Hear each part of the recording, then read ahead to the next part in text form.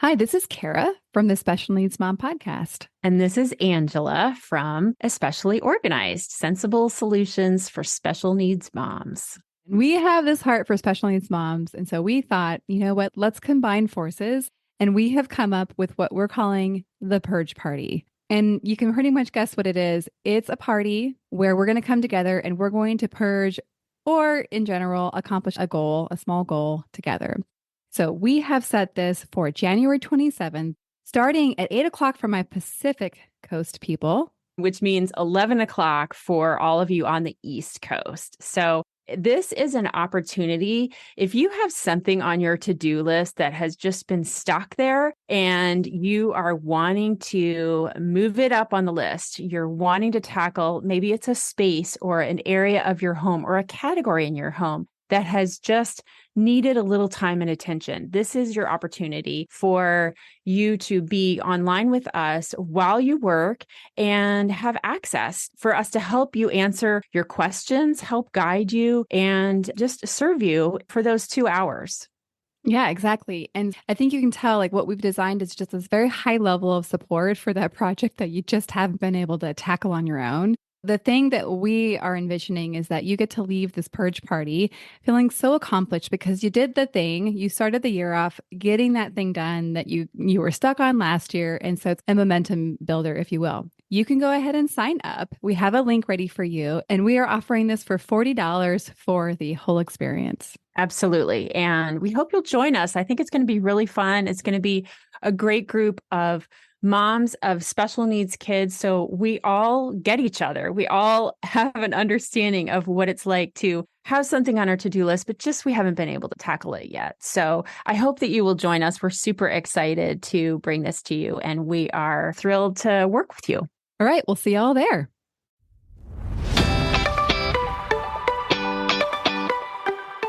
Hi, I'm Kara, life coach, wife, and mom to 4 incredible and unique children. It wasn't all that long ago that my son received a diagnosis that had my world come crashing down.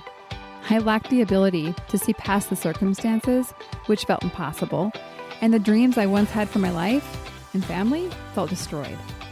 Fast forward past many years of surviving and not at all thriving, and you'll see a mom who trusts that she can handle anything that comes her way and has access to the power and confidence that once felt so lacking.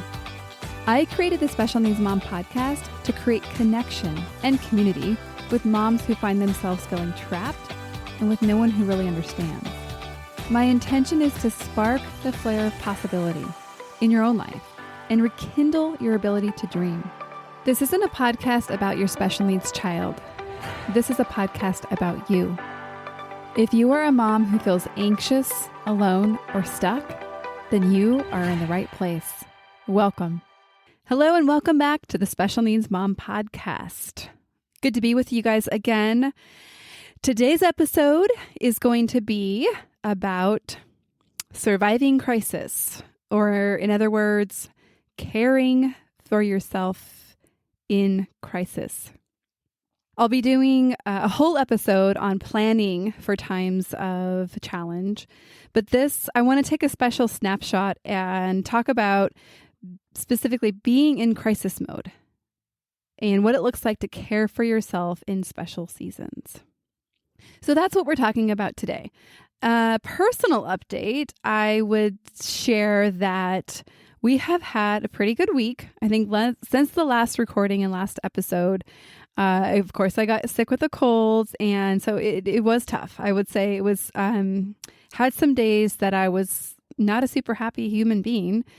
You know, when you're sick, it's hard to feel good about almost anything. I would say that, though, I feel like on Monday this week, I actually really kind of felt like we were stepping out of the intensity of it. And I'll touch more on this in the end of the episode about actually ending a crisis or kind of declaring it complete. And it felt good.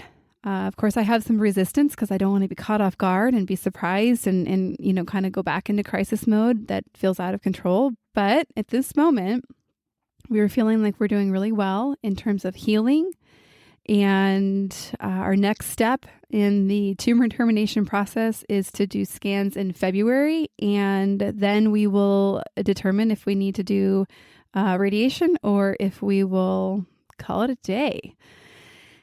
So that's the personal update. And as y'all know, we are headed in towards holiday season, Thanksgiving, Christmas, and all that. And I don't know how you guys are feeling, but I am feeling a little like, whoa, hold on, wait a second here. What's happening? I'm not ready. And so this year might be one of those years where I shake things up a little bit and don't do things as I might in other years. Okay, let's get into the episode. So first off, what is crisis? How am I defining crisis mode? I would describe it as a time of intensity or intense difficulty or trouble or danger, right? So this is when we're kind of in a place where it's like, right? Whoa, what's happening? So for us special needs moms, crisis can be a new diagnosis. It can be an old diagnosis hitting a new milestone or a new place of difficulty. It can be a hospitalization, and this could be an expected hospitalization or a surprise hospitalization. It can be a family breakdown. It can be a financial breakdown. It can be something like a new medication. It can be something that is involving your special need child, or it can be something outside, right? When I mention a family breakdown, that could be perhaps a relationship breakdown. Maybe there's a significant challenge going on in the marriage, and that has its ripples and its impacts everywhere. So even though the breakdown isn't necessarily stemming from or resulting from your child's needs, we can still apply everything I'm going to share to this season. And so for the purposes of this podcast, I want you to consider that when we're talking about crisis, we're talking about a specific business not as usual time period. So it's when there's a trigger or a change causing you to be in a different, intense, or difficult time. Interestingly, your crisis mode may evolve into your everyday life. I mean, I can just use ourselves as an example. 10 years ago, prior to the diagnosis of brain tumor, we had a very different life than we do now. What was once our crisis evolved into being our routine. Crises or these intense difficulties can be physical, emotional, or even spiritual. And likely it's going to be a combination of all three. It can be related, like I said, to your special needs child or not. But specifically, I'm looking at you caring for yourself in all situations. Now, remember, we're not going for perfection here, right? This is not about having a pristine routine of self-care and taking baths every day. This is really just keeping your eye on the possibility of you being cared for no matter what. And the reason why that conversation is so important is because if you're willing to entertain the possibility of you being cared for no matter what, then that is going to create openings for you to go find it. If you're coming to this conversation saying, Kara, but you don't understand, it's impossible, then there's really not a lot of room to work with, right? So if you're declaring it impossible, it will be so.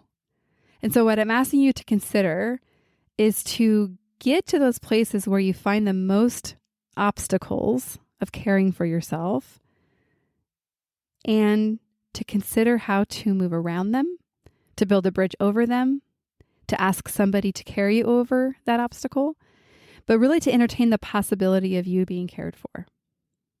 Okay?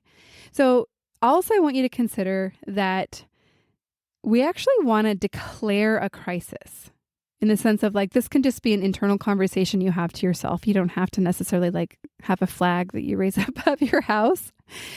But it can be something that you actually, and actually I was just working with a client in one of the Being Mom Together groups I have going about, she was just sharing like her child is in a lot of pain lately. She's not sleeping as a result.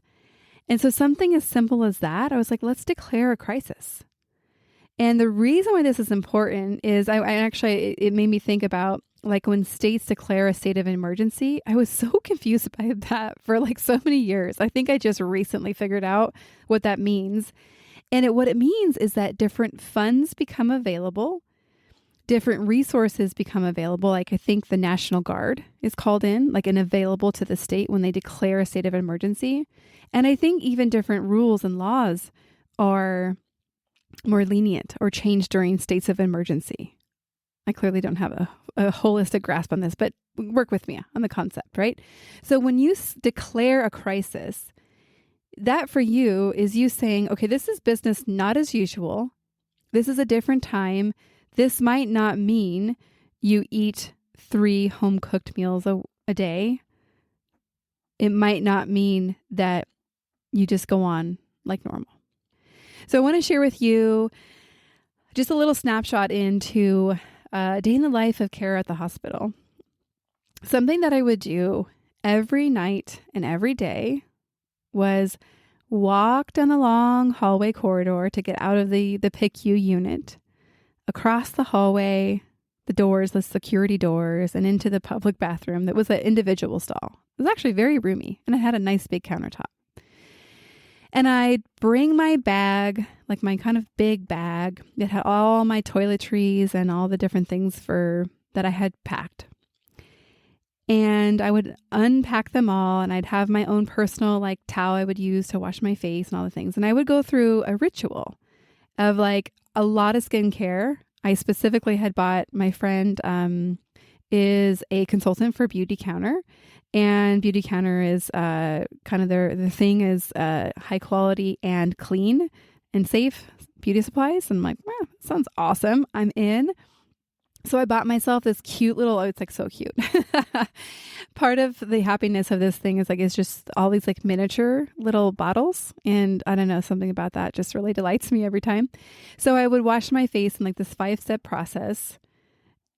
And along with kind of washing down my body and changing from my day clothes to my night clothes, even if it was simple as changing from one, this is funny. You guys are going to be like, wow. Changing from one pair of soft sweatpants to my night, like my sleep soft pants. And this was my routine. I would do this every night and every day, obviously changing into clothes when I'm going into day. Or I should say clothes that I was going to wear, not as my night clothes. And that was my ritual. Of course, I could have easily just like washed my face and slapped on some moisturizer and called it a day. And that's, maybe like what I do when I'm camping. So why did I take the time for all those additional steps and those cute little bottles? Firstly, because it felt good. Additionally, because it gave me a break from being in the room caring for my child. It gave me a clear ending and beginning of the day, right? So this routine, this ritual would give me a marking point of, okay, I'm shutting down this day, getting into different clothes, and then same thing in the morning when I get dressed. It was giving me a beginning and an ending. And this one's probably the biggest one. It gave me power and agency in a circumstance that is so easy to feel powerless. It gave me one little thing that I had control over. And then, of course, who doesn't like to have healthy skin, right? So that's just an added bonus. Okay. So I wanted to share that story with you, that little snapshot more so, to illustrate what a ritual might look like. And this will be different for everybody. Some of you will hear this and be like, I would never do that even at home. That sounds like a waste of time. That's totally fine. You're going to have things that matter to you. Okay, so you need to find what's right for you. Another ritual that I had was every night when I was home. So I would go every other day, window of time when I got home with my other children to then kind of wind down for the night and go to bed. I would do laundry every night when I was home, like wash the clothes that I like to have at the hospital. And here's what's interesting. I knew I didn't need to do that.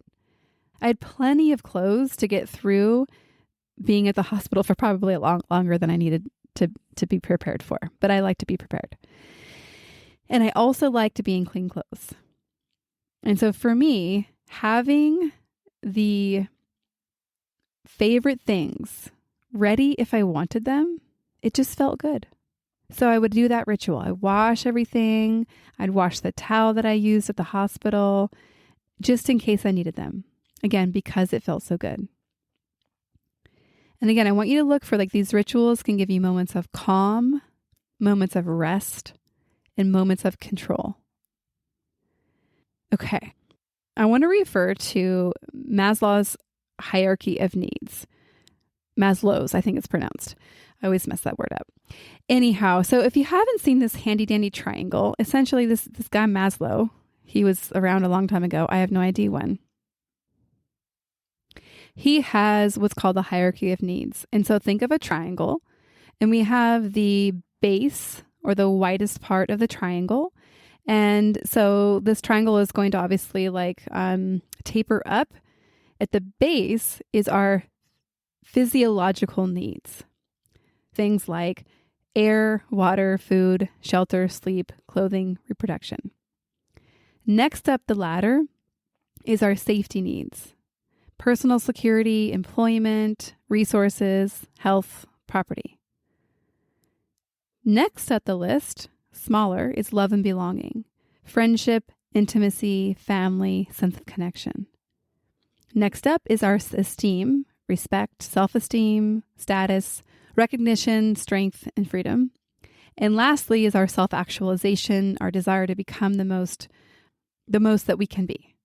So what I want you to know, the reason I bring this triangle into the conversation, I suppose it's a hierarchy, not a triangle, but picture a triangle, is because really I think in times of crisis, if we don't have that base of the triangle, we really can't get beyond, right? So it's like if we don't have, let's use air. Air is a good example. If we don't have air, then certainly friendship doesn't matter. And so we really even just want to go for the basics, the easy wins in times of crisis. Those are our first, it's almost like our first layer of defense or offense, I guess we could call it. It's like what we're going to focus on first proactively is those physiological needs. We'll call them the basics. So I'd say living in crisis mode, especially for a special needs mom, I think that the thing that comes up most is rest, right? So sleep or getting rest is the most threatened. Additionally, is that level up, which is the safety and security. So it's an interesting place to be in knowing that my personal safety is not at threat, but that as a mother, that I almost take on the safety and security of my child as my own, right? It feels the same way in my body for me. What I want you to ask yourself in the terms of these basic needs is, what do you need in this moment? Okay. Focusing on what you do have control of, right? So this could be where, if we look at food, making sure that you at least have food, and that rest, you're creating a structure for rest. And so let me tell you what I mean by rest. If any of you, and I know that many of you have ever tried to sleep at the hospital, you know that you're probably laughing right now. You know that sleeping at the hospital is just really, really difficult. Okay, so it could be an internal difficulty where you're so stressed out you physically can't sleep. It can be external, and most likely is external, where your child's waking you up, or the alarms, or your neighbor. In our cases, we had some neighbors that were pretty unhappy throughout the night. So that also can be a threat to rest and sleep. I'll use myself as an example of the structure that we created to create rest. And again, this is not a one size fits all, because let's just say if you're a single mom, this structure wouldn't necessarily work. And so, but I want to use this as an example so that you can kind of look at what it might take to create a structure. So I think I referred to it earlier this episode. What we did is every other night, I would have a hospital night where I was sleeping at the hospital. And then every other night, I would be sleeping at home. Now, I'm not guaranteed a good night's sleep at home because, of course, my other children, but at least I have a higher probability. Having the opportunity of every other night having a better night's sleep made the nights of sleep that were pretty bad at the hospital much more tolerable. And also knowing that I had a sanctuary, I had an island to get to where I was going to get to have some rest. It didn't necessarily make being tired any more enjoyable, but it did give me an opportunity to kind of have the assurance that it wasn't going to last forever, that I wasn't going to have to go into another night with that level of fatigue. So if you're a single mom, I want you to think about how you can also create this structure, but perhaps using family for support, friends for support, and creating a level of structure for yourself that works with inside the limitations that you do have. So this is really looking at the basics again, the physiological needs. It's doing things that make you feel physically good. This is one of the reasons why I actually fix my hair every day, especially during times of crisis. This is kind of you guys are learning a lot about my weird little tendencies here, but I'm very sensitive on my body. And so when I wear my hair up for long periods of time, it tends to hurt my head, like my scalp, like my hairs are getting pulled. And so it tends to be uncomfortable for me. And so by wearing my hair down, I don't have to worry about that pain. So the reason I fix my hair at least every other day in the hospital is so that I can just wear it down and not have to worry about it. I also don't like feeling disheveled. For me, when I externally feel like disheveled, like my hair is kind of wonky, it just has an impact on me internally. I just feel uncomfortable in my body. And so there is a comfort for me in just quickly fixing my hair and finding time to do that. This can also look like just buying softer clothing. I actually did this as well, where I was maybe growing out of some of my jeans. Not because I'm a growing young person, but because I was also finding a lot of comfort in food, that I was like, okay, well, I would be actually just a little bit more comfortable in stretchy pants. And so I went and bought a lot more stretchy pants so that I didn't have to worry about having my pants be too tight. One other thing that I found helpful as well is, because I think overwhelm can certainly hit at these times where it feels like there's a lot to do and very little time. And so making lists of priorities. Like there was one night that I got home, it was my night off. I happened to actually be all alone, no other children to tend to. And I was obviously so excited just to have a few moments to myself. But in those moments, I tend to be like, I want it all. I want to do everything now. And so it became a little overwhelming. So I actually had to stop and say, okay, write a quick list. My list was bath, eat, laundry, bed. It just kind of gave me, again, some parameters to work with. Like, okay, now I know what I'm doing. This is what's most important to me right now for this night. Easy. I want you to think of doing what is easy. So this is actually twofold. It's making harder things easier. So like if there's something that in your life where you would normally make dinner, it would be doing something like buying dinner. It's a very, simple example. So going the easy route. It could be even as instead of doing regular plates and knives, it's getting paper plates and knives. Actually, it was interesting. One of my girlfriends came over and filled my fridge with some breakfast food. And I hadn't asked her to, but she just left a bunch of paper plates on the counter. And it was just amazing how just having those plates sitting on the counter made things so much easier. Like I just would, because I for some reason just never think of grabbing paper when I have proper plates right there. But getting my kids ready in the morning, just having paper plates so readily available, it was easy. So that's a quick little example there as well. So another thing, kind of going back to doing things that bring you comfort, is also doing things like, again, what feels good. Like for me, it was buying a great novel on Audible and listening to it to pass time, and not just to pass time, but to actually help me mentally disengage from what was going on so I could actually sleep. One of the hardest things in times of crisis is shutting down that brain, right? Because your brain's like, we have got to figure out how we're going to get out of this, which is helpful, but we just don't need it to work all night long so that we can't sleep. And so for me, one of my go-tos is to listen to a book that allows me to kind of go into that world for a minute so that my brain can kind of just calm down so it can fall into sleep. I mentioned it earlier, but another thing for comfort is, again, soft clothes. And whether you're at home or whether you're in hospital or wherever you are, finding little pockets of things that feel good. So this could look like a walk outside. This could look like a coffee date, even at the hospital. Like I had a friend that was bringing lunch and like I literally sat outside for her in the sun with like, I don't know, maybe it was 5 minutes just to have a quick connection conversation with her. And also like sitting in the sun for 5 minutes also felt so good during certain times. Another one that's so easy is breathing. Literally breathing.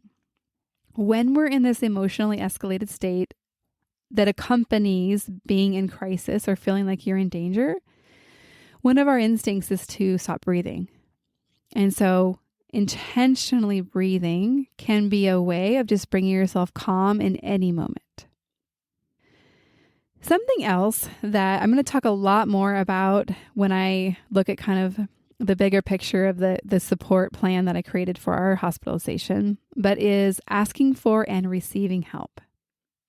I have a lot of stories about this, but one that is really touching to me right now is that I have a friend, she was like my best friend in junior high and early high school, that we kind of went our separate ways and we really kind of lost touch. And so I probably hadn't spoken to her in like 25 years, maybe 25 years. And so she reached out on Instagram and said, hey, I'd love to bring you lunch. Can I bring you lunch? And I said, yeah, that'd be great. And she was blown away. She's like, oh my gosh, like really? You just said yes? Because I think a lot of times people offer help and nobody takes them up on it. And she did something clever. She actually offered something specific. So good on her. But actually allowing her in was something I am so grateful for. And here, I want you guys to see this. I could have easily walked to the cafeteria. I could have easily also gotten some food at the Ronald McDonald House. We are fortunate to have means where I could have gotten Uber or whatever I wanted to do, right? But actually allowing somebody into the story, it helps beyond just, it's not about getting food. I want you guys to notice this. It's not just about getting that nourishment for that moment. This is where you get to actually create community. This is where you get to shift the conversation about being alone. If you don't want to feel alone on this journey, this is the ticket. It is allowing others in. And my guess is that more people have offered to help than you even realize. More people want to help than you realize. But because of the narrative that many of us special needs moms have, we don't see it. It's almost like, have you ever had those silly puzzles overlaid with like blue and red dots? So then unless you put like a pair of blue or red lenses on that kind of cancels out the red, you can't see it. It's like this. When your story is that nobody gets it, I'm alone, it's like you having those glasses off. You can't see it through this fuzz. And so I want you to put the decoder glasses on. And the decoder glasses on is believing that people want to help. I have people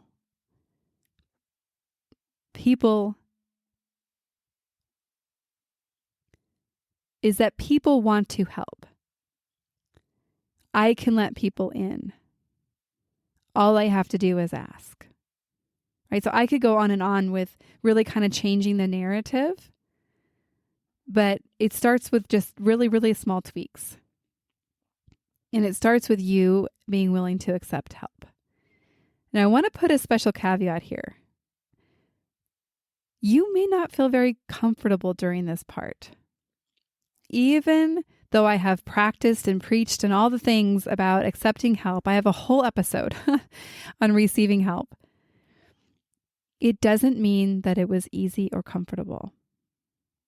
When this particular friend reached out, I was like, I haven't seen her for 20 years. Like, who am I to say, yeah, bring me lunch? It was uncomfortable. Yet I was willing to be in that discomfort. And I'm so glad I did. This was such a rich reward that I got to rekindle this relationship. So this leads right into the last point I want to put in here. It's community. And so specifically, it's creating a communication plan to let your community in. This communication plan is sharing your story, sharing your needs, asking for help, creating a structure for receiving help, asking for and receiving prayer, all of these things, meals, all of the things. If you're in crisis mode, likely your capacity to organize and to be the lead on this is going to be pretty low. And that's why I put this in the community category. This is where you get to rely on the friends that are saying, let me know if there's anything I could do to help. Those friends.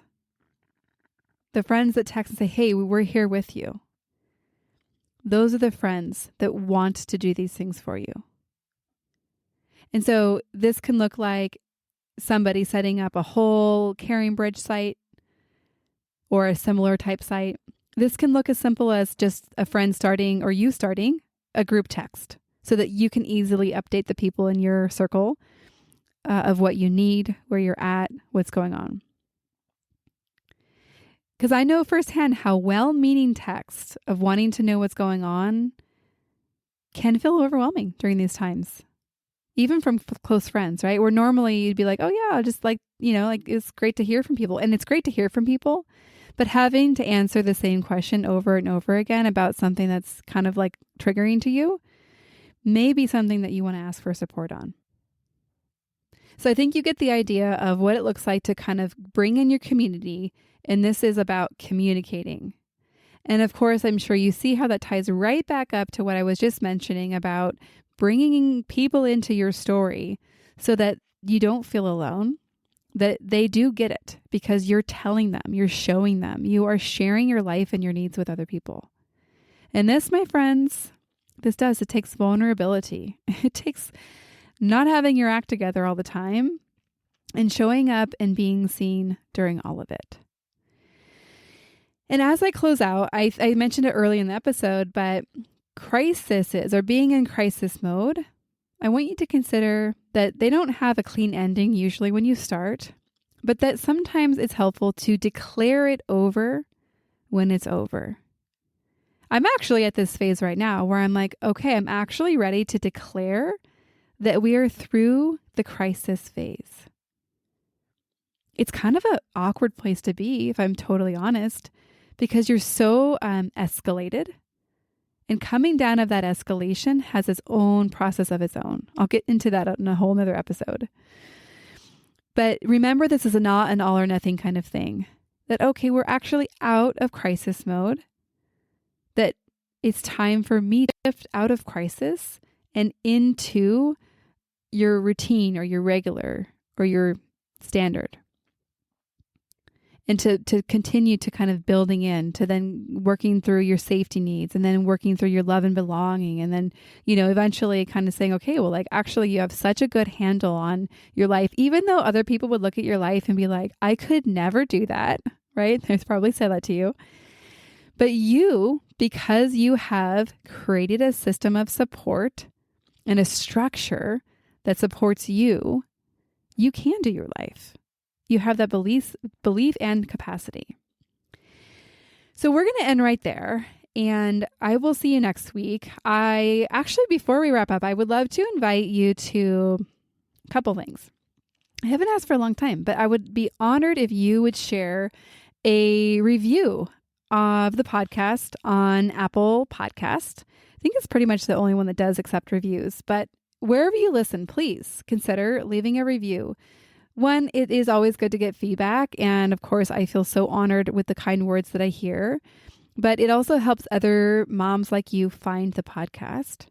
And so simultaneously, I would love if you would share this podcast with people that you care about, fellow special needs moms, or even moms that you're like, hey, like this, I know your child technically doesn't have a diagnosis, but I think you would really love this as well.